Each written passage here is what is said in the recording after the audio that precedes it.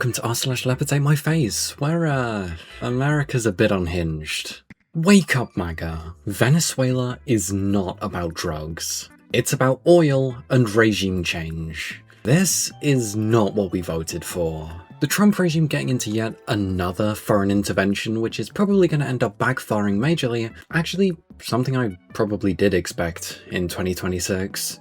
I just watched a clip of Trump at a rally in 2023 talking about taking Venezuela's oil. This is exactly what they voted for, and they know it.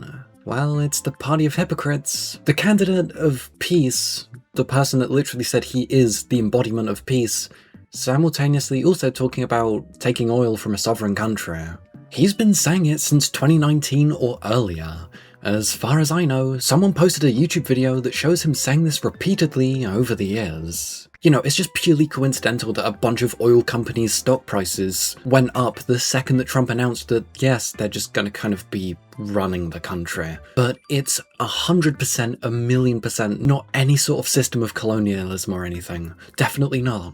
The Trump regime, you know, the regime famously known for not caring about human rights or international laws, are really the good guys in this situation. I mean, Maduro was definitely not a good leader, but you would be pretty damn delusional if you thought that this was any different from Iraq or Libya, and in fact wasn't about the oil. He also put sanctions on Venezuela in his first term. Is he wearing an Obama-approved tan soon? I must commence pearl clutching. It's not about drugs. If it was, Trump wouldn't have pardoned one of the largest narco-traffickers in the world last month. It's about oil and regime change. And they need a trial now to pretend that it isn't, especially to distract from Epstein and skyrocketing healthcare costs. If this isn't proof enough to people that Trump is obviously not a good leader and is just doing this for the gain of multi-billion-dollar corporations, the fucking oil companies, I genuinely don't think there is any hope convincing you.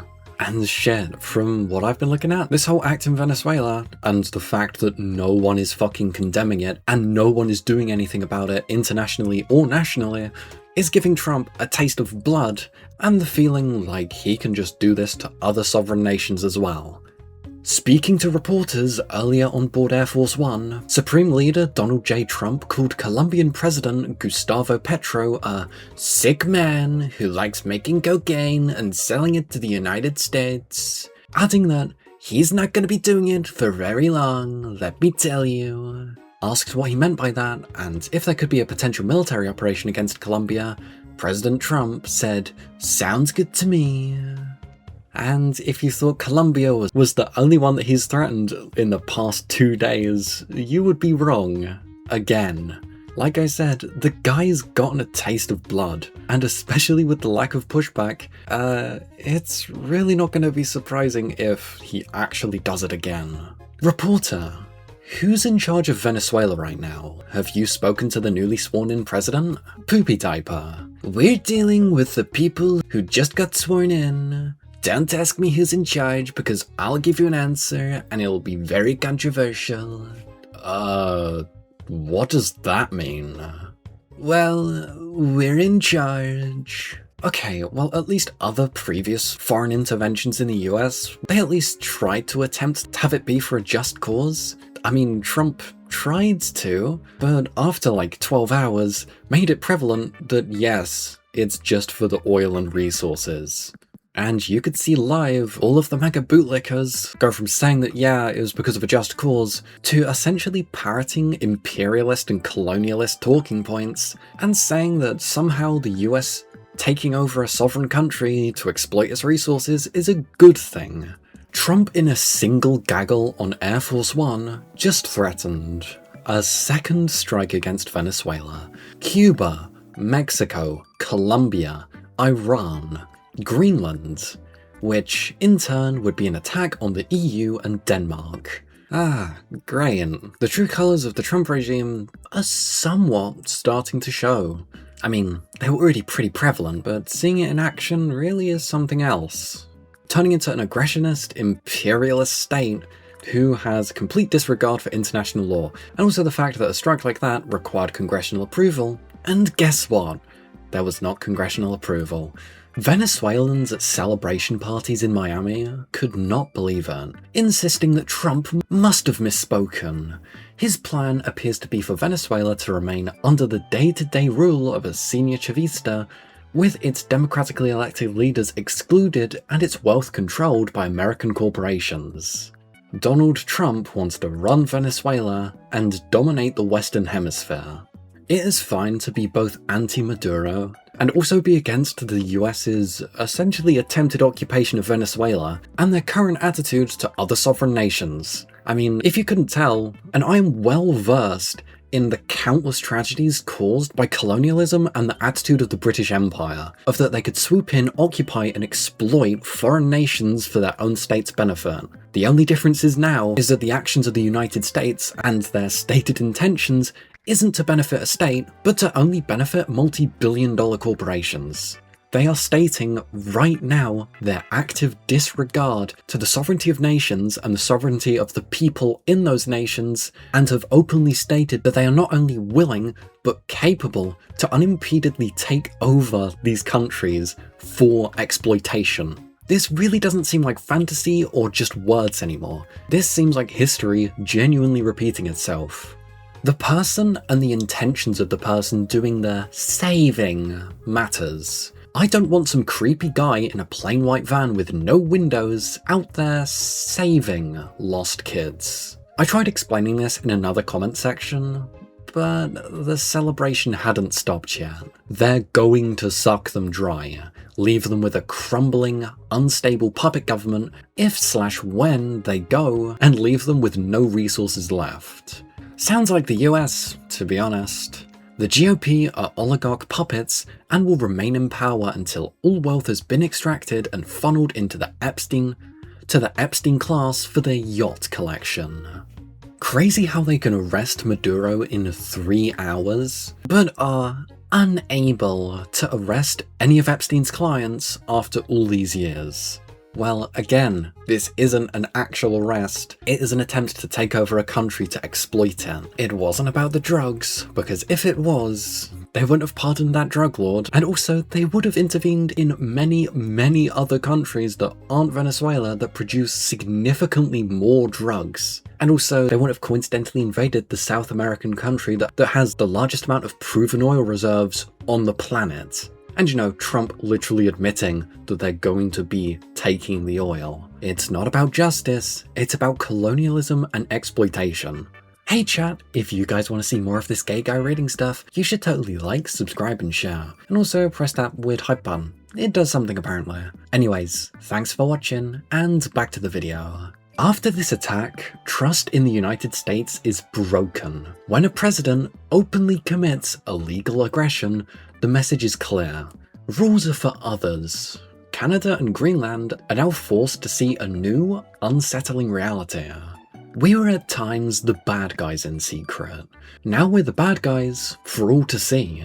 It wasn't very secret. It's only the whitewashed version of American history that makes us look decent. We regularly overthrow democracies to install dictatorships favourable to America, and then act surprised when they hate us afterwards. Or alternatively, remove a head of state, leaving a massive power vacuum, and causing way more harm than good to those countries. For example, the United States intervened in Libya in 2011, leading to the downfall of Gaddafi, and instead of trying to improve the country, left a power vacuum, and now they literally have open-air slave markets. To be fair, they do a hella good job indoctrinating kids around the world, especially in America. All that Saving Private Ryan and Black Hawk Down, getting people to think that we're the good guys. Members of Congress, stop posting online and appear physically on the steps of the Capitol to decry this unconstitutional violation of domestic and international law. Show the people the level of danger we are facing as a country. Holy cow. Colombian President Gustavo Petro just went after Trump. A clan of pedophiles wants to destroy our democracy. To keep Epstein's list from coming out, they sent warships to kill fishermen and threaten our neighbour with invasion for their oil. Yeah, a clan of rich billionaire pedophiles. I don't see any lies here. Global leaders need to echo this, loud and clear. The whole world needs to call him out for what he is. Well, the honestly disgusting thing is that they really haven't. I mean, mainly from European countries, any real condemnation of this action, the obvious attempt to take over a country to exploit its minerals. I think the most I've seen is a couple of people in Europe saying that they're monitoring the situation. I don't know about you, but the facts are pretty straight right now, because Trump is admitting it. They're wanting to exploit a sovereign country, and they used military force without congressional approval to do it, basically just to enrich multi-billion-dollar companies. I would have really expected way more people to condemn it by now, but I'm assuming people are willing to lick the boot of the United States, then actually have a spine. Our own elected representatives in the US, who haven't completely sold out the constituency in favour of protecting paedophiles and advancing exclusively corporate interests, need to be doing this as well. Constantly. And every major media company that is also not doing so constantly is nothing more than a joke, and has less journalistic integrity than the hair on my scrotum. Oh yeah, the media is absolutely complicit in sane-washing and normalising what your government has been doing the past year. Your president has obvious dementia and other health problems. People are being kidnapped off the streets, flung to some hellish prison and tortured. They are dying. Some have completely vanished. Federal employees have been fired, causing safety issues. Healthcare costs have soared, and families cannot afford food.